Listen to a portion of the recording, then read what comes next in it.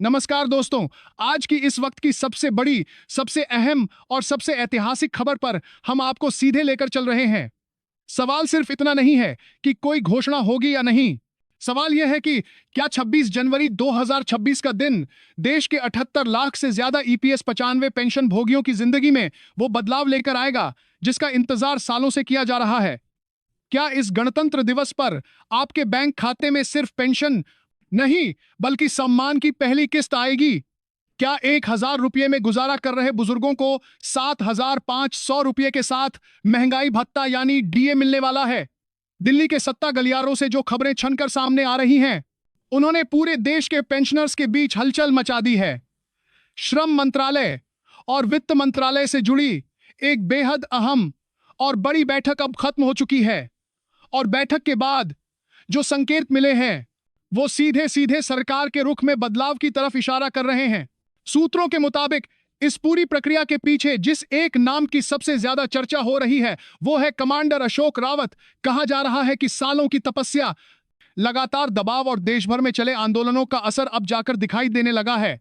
खुद प्रधानमंत्री नरेंद्र मोदी की तरफ से भी एक ऐसा संकेत मिला है जिसकी किसी को उम्मीद नहीं थी। आज के इस वीडियो में हम आपको उस बैठक की एक एक परत खोलकर बताएंगे जहां 7,500 रुपये प्लस डीए पर गंभीरता से चर्चा हुई है।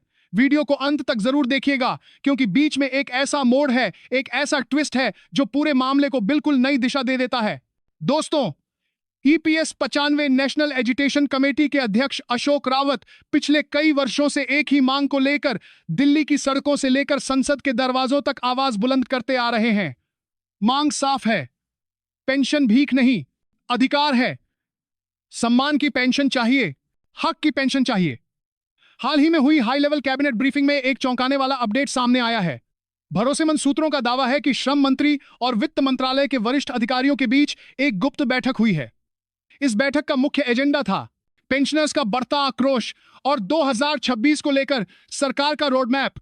बैठक में यह साफ तौर पर रखा गया कि अगर 26 जनवरी तक कोई ठोस फैसला सामने नहीं आता है तो आंदोलन और ज्यादा उग्र हो सकता है। अशोक रावत ने सरकार को पहले ही यह संदेश दे दिया था कि अब सिर्फ आश्वासन नहीं, सीधा निर्णय चाहिए। और अब जो खबरें आ रही हैं वो यह बता रही हैं कि सरकार ने झुकने का मन बना लिया है। सवाल यह उठ रहा है कि क्या वाकई 1,000 रुपये की न्यूनतम पेंशन को सीधे 7,500 रुपये किया जा रहा है? क्या प्रधानमंत्री मोदी खुद किसी बड़े मंच से इसका ऐलान करेंगे? क्या यह घोषणा लाल किले से होगी या फिर किसी अलग डिजिटल मंच के जरिए देश के बुजुर्गों तक यह संदेश पहुंचेगा? अब बात करते हैं उस अपडेट की जिसने सोशल मीडिया पर आग लगा दी है। खबर यह है कि सरकार ने एक ड्राफ्ट प्रस्ताव तैयार किया है जिसके तहत 26 जनवरी को गणतंत्र दिवस के मौके पर पेंशनर्स को तोहफे के रूप में 7,500 रुपये की न्यूनतम पेंशन दी जा सकती है। सबसे बड़ी बात यह है कि इस पेंशन में महंगाई भत्ता यानी डीए को भी जोड़ने का प्रस्ताव है। इसका मतलब साफ है, जैसे जैसे महंगाई बढ़ेगी आपकी पेंशन भी अपने आप बढ़ती जाएगी। अगर यह फैसला लागू होता है तो फरवरी के पहले हफ्ते में आपके खाते में जो रकम आएगी वह अब तक की सबसे बड़ी पेंशन राशि होगी। लेकिन यहीं रुकिए, सवाल यह है कि क्या यह खबर पूरी तरह पक्की है या फिर इसके पीछे कोई रणनीति चल रही है? क्योंकि एक तरफ जहां खबरें चल रही हैं कि फैसला लगभग तय है, वहीं दूसरी तरफ श्रम मंत्रालय के पुराने लिखित जवाब कुछ और कहानी कहते हैं। संसद के पिछले सत्र में सरकार ने साफ कहा था कि फंड की कमी के कारण 7,500 रुपये की पेंशन देना मुश्किल है। लेकिन अशोक रावत का दावा है कि सरकार ने पिछले दरवाजे से कुछ ऐसे वादे किए हैं जिनके सबूत उनके पास मौजूद हैं। प्रधानमंत्री मोदी अपने फैसलों से पहले भी देश को चौंका चुके हैं। नोटबंदी इसका सबसे बड़ा उदाहरण है। ऐसे में सवाल यह उठता है कि क्या 26 जनवरी 2026 को भी पेंशनर्स को इसी तरह का सरप्राइज मिलने वाला है? बैठक से जो ताजा जानकारी सामने आई है उसके मुताबिक सरकार अनुपातिक वृद्धि के मॉडल पर भी विचार कर रही है। यानी हो सकता है कि सीधे 7,500 न सही लेकिन मौजूदा 1,000 रुपये से कहीं ज्यादा बड़ी बढ़ोतरी की घोषणा हो। भाइयों और बहनों, अगर ऐसा होता है तो 26 जनवरी 2026 का दिन ईपीएस 95 पेंशन भोगियों के इतिहास में सुनहरे अक्षरों में लिखा जाएगा। अशोक रावत की मेहनत और देश भर के पेंशनर्स का साथ अब निर्णायक मोड़ पर खड़ा है। अगर प्रधानमंत्री मोदी इस दिन ऐलान करते हैं तो यह करोड़ों बुजुर्गों के लिए सिर्फ आर्थिक राहत नहीं बल्कि सच्ची आजादी होगी। और दोस्तों, अब हम उस जानकारी पर आ रहे हैं जिसके लिए आप यह वीडियो देख रहे हैं। पिछले हफ्ते दिल्ली के एक सुरक्षित सरकारी बंगले में श्रम मंत्रालय और वित्त मंत्रालय के शीर्ष अधिकारियों की एक बेहद गोपनीय बैठक हुई। इस बैठक में अशोक रावत द्वारा दिए गए प्रस्तावों पर बिंदुवार चर्चा की गई। सूत्रों के हवाले से खबर है कि वित्त मंत्री ने पेंशन फंड के उस कथित घाटे की गहराई से समीक्षा करवाई जिसका डर सालों से दिखाया जा रहा था, और जो रिपोर्ट सामने आई उसने सबको चौंका दिया। विशेषज्ञों का कहना है कि अगर कॉरपोरेट टैक्स और अन्य फंड्स का सही इस्तेमाल किया जाए तो 7,500 रुपये की न्यूनतम पेंशन देना नामुमकिन नहीं है। बैठक में मौजूद एक वरिष्ठ अधिकारी ने दबी जुबान में कहा कि पेंशनर्स का धैर्य अब जवाब दे चुका है और सरकार 2026 में कोई बड़ा जोखिम नहीं लेना चाहती। अब सवाल यह है कि क्या फाइल पर साइन हो चुके हैं और सिर्फ 26 जनवरी का इंतजार है। अब जरा ध्यान से सुनिए, क्योंकि यहीं से मामला और ज्यादा गंभीर होता चला जाता है। सूत्र बता रहे हैं कि इस पूरी प्रक्रिया को सामान्य घोषणा की तरह नहीं देखा जा रहा, बल्कि इसे एक बड़े राजनीतिक और सामाजिक निर्णय के रूप में ट्रीट किया जा रहा है। सरकार को यह साफ दिखाई देने लगा है कि ईपीएस 95 पेंशन भोगियों की नाराजगी अब सिर्फ कागजों या ज्ञापनों तक सीमित नहीं रही। यह नाराजगी जमीन पर है, परिवारों में है और उन लाखों घरों में है जहां महीने के आखिरी हफ्ते में दवा और राशन में से किसी एक को चुनना पड़ता है। बैठक में यह मुद्दा भी खुलकर सामने आया कि अगर 2026 में इस वर्ग को फिर से नजरअंदाज किया गया तो इसका सीधा असर चुनावी गणित पर पड़ सकता है। उत्तर प्रदेश, महाराष्ट्र, कर्नाटक, तमिलनाडु जैसे बड़े राज्यों से आई रिपोर्टों ने केंद्र की चिंता बढ़ा दी है। इन राज्यों में ईपीएस 95 पेंशनर्स की संख्या लाखों में है, और ये लोग सिर्फ संख्या नहीं है, ये परिवार हैं, ये वोट हैं और ये वो लोग हैं जिन्होंने दशकों तक देश की अर्थव्यवस्था में अपना योगदान दिया है। इसी वजह से अब सरकार के भीतर यह सोच मजबूत होती दिख रही है कि 26 जनवरी को सिर्फ भाषण देने से काम नहीं चलेगा। कुछ ठोस, कुछ लिखित और कुछ लागू करने लायक घोषणा करनी होगी।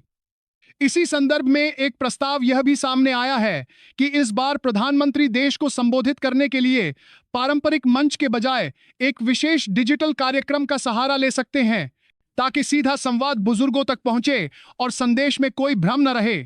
सूत्रों का कहना है कि प्रस्तावित योजना के तहत न्यूनतम पेंशन को एक झटके में बढ़ाकर 7,500 रुपये करने पर गंभीर मंथन हुआ है।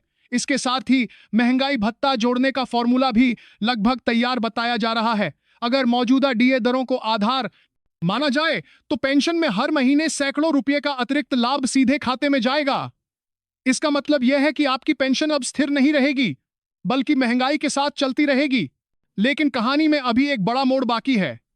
कमांडर अशोक रावत ने साफ शब्दों में कह दिया है कि जब तक नोटिफिकेशन जारी नहीं होता तब तक किसी भी घोषणा को अंतिम जीत नहीं माना जाएगा। उनका कहना है कि सिर्फ भाषणों और वादों का दौर अब खत्म हो चुका है। अगर 26 जनवरी को सिर्फ ऐलान होता है और जमीन पर लागू करने में देरी की जाती है तो देश भर के पेंशनर्स एक बार फिर सड़कों पर उतरने को तैयार हैं। सरकार के सामने इस समय सबसे बड़ी चुनौती एरियर यानी बकाया राशि को लेकर है। पेंशनर्स की मांग है कि अगर पेंशन बढ़ाई जाती है तो उसका लाभ सिर्फ आगे के लिए नहीं बल्कि पिछले समय से भी दिया जाए। कई पेंशनर्स का कहना है कि उनकी यह मांग 2014 से लंबित है। अगर सरकार यह मान लेती है कि बढ़ी हुई पेंशन कम से कम 1 साल पहले से प्रभावी होगी तो एक एक पेंशनर के खाते में एक साथ बड़ी रकम आ सकती है। अनुमान लगाया जा रहा है कि यह राशि 50,000 से लेकर 1 लाख रुपये तक भी जा सकती है। बैठकों में इस मुद्दे पर तीखी बहस हुई है। कुछ अधिकारियों का कहना है कि खजाने पर इतना बड़ा बोझ एक साथ डालना आसान नहीं होगा, जबकि दूसरी तरफ यह तर्क रखा गया है कि यह कोई अनुदान नहीं बल्कि पेंशनर्स की अपनी जमा पूंजी का हिस्सा है। यह पैसा सरकार का एहसान नहीं बल्कि वर्षों की मेहनत का हक है। इसी बीच अंदर खाने से एक और अहम जानकारी सामने आई है। बताया जा रहा है कि श्रम मंत्रालय के गलियारों में एक फाइल घूम रही है जिसे अनौपचारिक रूप से प्रोजेक्ट सम्मान 2026 कहा जा रहा है। इस फाइल में पेंशन सुधार के 3 अलग अलग विकल्पों पर काम किया गया है। इनमें से एक विकल्प सीधे 7,500 रुपये की न्यूनतम पेंशन और केंद्र सरकार की दर पर डीए लागू करने का है। सूत्रों का दावा है कि देश भर में फैले आंदोलन केंद्रों की रिपोर्ट और अशोक रावत के लगातार दबाव को देखते हुए प्रधानमंत्री कार्यालय इस विकल्प को सबसे व्यवहारिक मान रहा है। अगर पेंशन नहीं बढ़ानी होती तो कर्मचारी भविष्य निधि संगठन के तकनीकी विभाग को हाई अलर्ट पर क्यों रखा गया है? अंदरूनी जानकारी यह है कि नेशनल डेटा सेंटर में पेंशन वितरण से जुड़े सॉफ्टवेयर का परीक्षण किया जा रहा है। जानकारों का कहना है कि यह सॉफ्टवेयर अपडेट किसी सामान्य प्रक्रिया का हिस्सा नहीं है, बल्कि नए पेंशन फॉर्मूले को सिस्टम में फिट करने की तैयारी है, ताकि जैसे ही ऊपर से हरी झंडी मिले, भुगतान में कोई तकनीकी बाधा ना आए। कमांडर अशोक रावत ने हाल ही में अपने करीबी सहयोगियों से बातचीत में कहा कि यह लड़ाई सिर्फ पैसों की नहीं है, यह उस सम्मान की लड़ाई है जो एक कर्मचारी ने 30-35 साल काम करके कमाया है। आज की तारीख में एक दिहाड़ी मजदूर की मजदूरी भी 500 रुपये के आसपास है, जबकि एक ईपीएस 95 पेंशनर को पूरे महीने में औसतन उतनी ही राशि मिलती है। सवाल उठता है कि क्या यह न्याय है? सरकार के मंत्रियों के साथ हुई हालिया बैठकों में इस नैतिक सवाल पर भी चर्चा हुई है। खबर है कि कई मंत्रियों ने माना है कि अब पुराने ढर्रे पर पेंशन व्यवस्था को चलाना संभव नहीं है। सबका साथ सबका विकास का नारा तभी सार्थक होगा जब इसमें देश के बुजुर्गों को भी बराबरी का स्थान मिलेगा। अब आखिरी और सबसे डराने वाला सवाल, अगर 26 जनवरी को ऐलान नहीं हुआ तो क्या होगा? इस पर भी कमांडर अशोक रावत का प्लान तैयार है। संकेत साफ हैं कि अगर सरकार ने इस बार भी समय निकाला तो 27 जनवरी से देश भर में बड़े स्तर पर आंदोलन शुरू हो सकता है। पेंशनर्स रेल पटरियों से लेकर सड़कों तक उतरने का मन बना चुके हैं। हालांकि मंत्रालयों की मौजूदा हलचल यह बता रही है कि सरकार इस टकराव की स्थिति को आने ही नहीं देना चाहती। सरकार की तरफ से अशोक रावत तक जो संदेश पहुंचा है उसमें धैर्य रखने और बड़े तोहफे की बात कही गई है। अब सवाल यही है कि यह तोहफा वही 7,500 रुपये प्लस डीए है या इससे भी कुछ ज्यादा? आने वाले दिन इस सवाल का जवाब देंगे।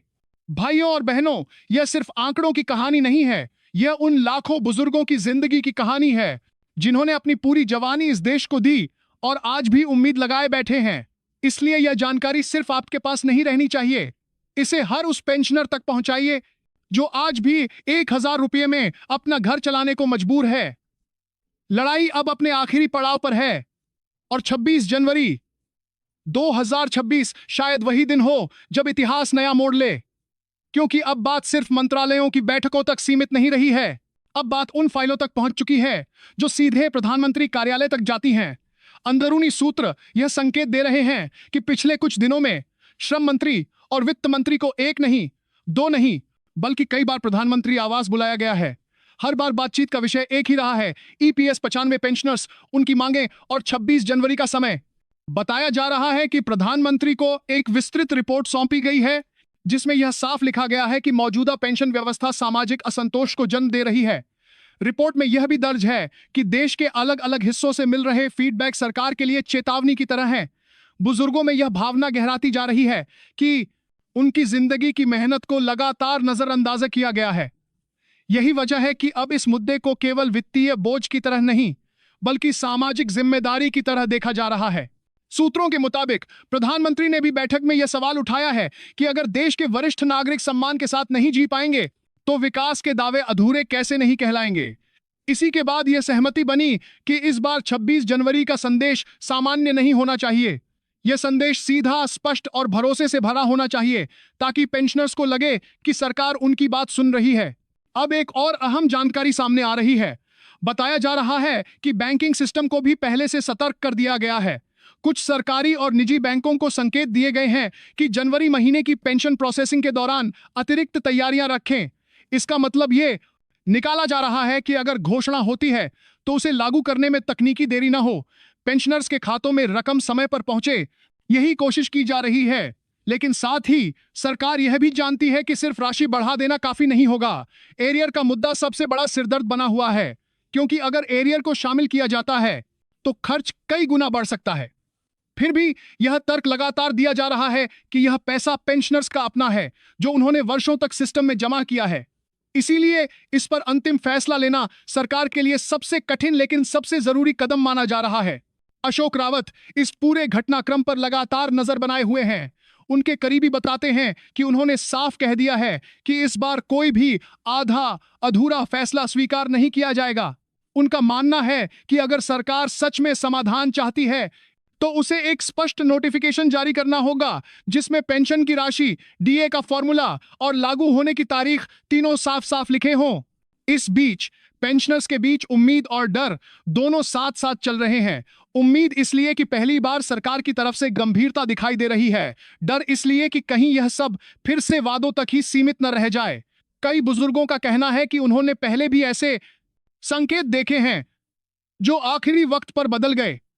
इसी वजह से इस बार वे किसी भी घोषणा को तब तक अंतिम नहीं मानेंगे जब तक पैसा खाते में ना आ जाए। इसी तनाव और उम्मीद के बीच एक और चर्चा तेज हो गई है। यह चर्चा है कि अगर 26 जनवरी को घोषणा होती है तो उसका असर बजट 2026 पर भी पड़ेगा। माना जा रहा है कि सरकार अगर पहले ही पेंशन सुधार की घोषणा कर देती है तो बजट में उसके लिए अलग से प्रावधान करना आसान हो जाएगा। इससे सरकार को यह संदेश देने में भी मदद मिलेगी कि वह बुजुर्गों के हितों को प्राथमिकता दे रही है। अब जरा उस संभावित पल की कल्पना कीजिए। 26 जनवरी की सुबह देश गणतंत्र दिवस मना रहा होगा, झंडा फहराया जाएगा, भाषण होंगे और उसी बीच अगर आपके मोबाइल पर बैंक से एक मैसेज आए जिसमें लिखा हो कि आपकी पेंशन अपडेट हो गई है, तो उस पल का मतलब सिर्फ पैसा नहीं होगा। वह पल वर्षों के इंतजार, संघर्ष और धैर्य का जवाब होगा। यही वजह है कि आज यह मुद्दा सिर्फ एक खबर नहीं रहा, यह एक आंदोलन का परिणाम बन चुका है। यह उन आवाजों का नतीजा है जिन्हें लंबे समय तक अनसुना किया गया। और शायद यही कारण है कि सरकार भी अब यह समझ रही है कि इस बार टालने की गुंजाइश बहुत कम है।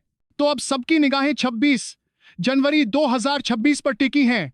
सवाल वही है, क्या यह दिन सिर्फ औपचारिकता का होगा या फिर यह दिन देश के लाखों पेंशनर्स के लिए नई शुरुआत लेकर आएगा?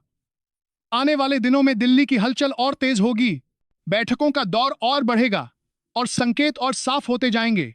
आप जुड़े रहिए, एकजुट रहिए और तैयार रहिए, क्योंकि अगर यह फैसला आता है तो यह सिर्फ सरकार का फैसला नहीं होगा, यह आपकी आवाज की जीत होगी।